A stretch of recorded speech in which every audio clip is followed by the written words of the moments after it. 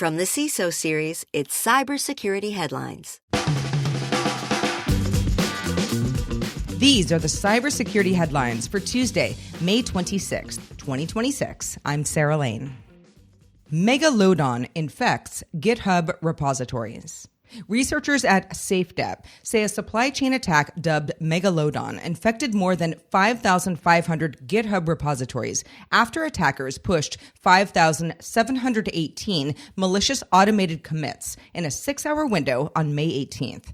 The commits inserted GitHub action workflows that stole CI secrets, including cloud credentials, SSH keys, API tokens, and database strings, while planting dormant backdoors that could be triggered later through GitHub's API. The campaign surfaced after compromised versions of TileDesk were published from a poisoned GitHub repository, adding to a growing wave of software supply chain attacks targeting developers. Netherlands seizes 800 servers over cyberattacks. Dutch authorities have arrested 2 men and seized more than 800 servers tied to hosting providers MIR Hosting and WorkTitans BV, accusing both of helping provide infrastructure used by Russian-linked groups for cyberattacks, influence operations, and disinformation across the EU. The investigation centers on Stark Industries Solutions, a network previously linked to DDoS attacks and proxy services used in Russian cyber operations, whose infrastructure was allegedly transferred to the Dutch companies after earlier EU sanctions. Ghost CMS exploited for ClickFix attacks. Researchers at Qianxin X Lab say attackers are actively exploiting a critical Ghost CMS flaw to hijack more than 700 websites and inject malicious JavaScript tied to ClickFix attacks. The bug was discovered by Anthropic using Claude and patched back in February, letting attackers steal a site's admin API key and then bulk modify published articles with malware loaders. Victims visiting compromised sites are funneled to fake CAPTCHA pages that trick them into running malicious commands, ultimately installing persistent malware. Nigel Farage's hack claimed to be without any merit. Former UK cyber chief Kieran Martin says Nigel Farage, leader of Reform UK, has provided no evidence for his recent claim that Russia hacked him and leaked information behind a Guardian report on an undeclared £5 million donation from crypto billionaire Christopher Harborn.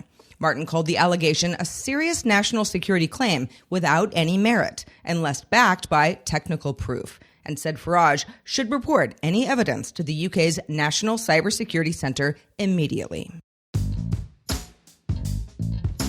Huge thanks to our sponsor, GuardSquare. Your back end is only as secure as your front end. Research shows that client-side compromise is now a primary driver of API risk, with 63% of leaders detecting mobile app tampering or cloning last year. Don't leave your mobile app security to chance. Get multi-layered protection for your entire mobile app ecosystem from the outside in. Learn more at guardsquare.com. Fake streams, counterfeit merch, and scams. Oh my. According to the Bitdefender Cybersecurity Grand Prix Fan Threat Index, cybercriminals have built a broad scam ecosystem around Formula One, targeting fans with fake streaming apps, counterfeit merchandise, bogus ticket offers, and social media scams. This is all to steal personal and payment data, spread malware, or monetize victims through ads and redirects, with some fake streaming tools even enrolling devices into botnets. Researchers say the pace and popularity of F1 make fans especially vulnerable.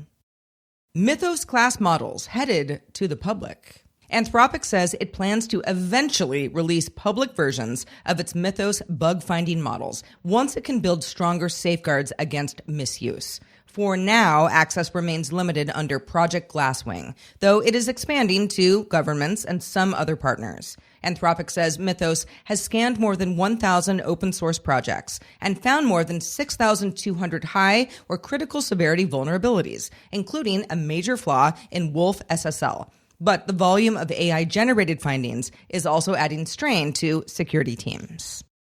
Lazarus deploys remote PE memory-only RAT. Researchers at Fox IT say the North Korea-linked Lazarus Group is using a stealthy memory-only remote access Trojan called Remote PE in attacks on financial and cryptocurrency firms. It's delivered through social engineering on Telegram and fake scheduling sites and loads entirely in memory, evades endpoint detection, and leaves almost no forensic traces while giving attackers persistent access for surveillance, data theft, or potential financial heists.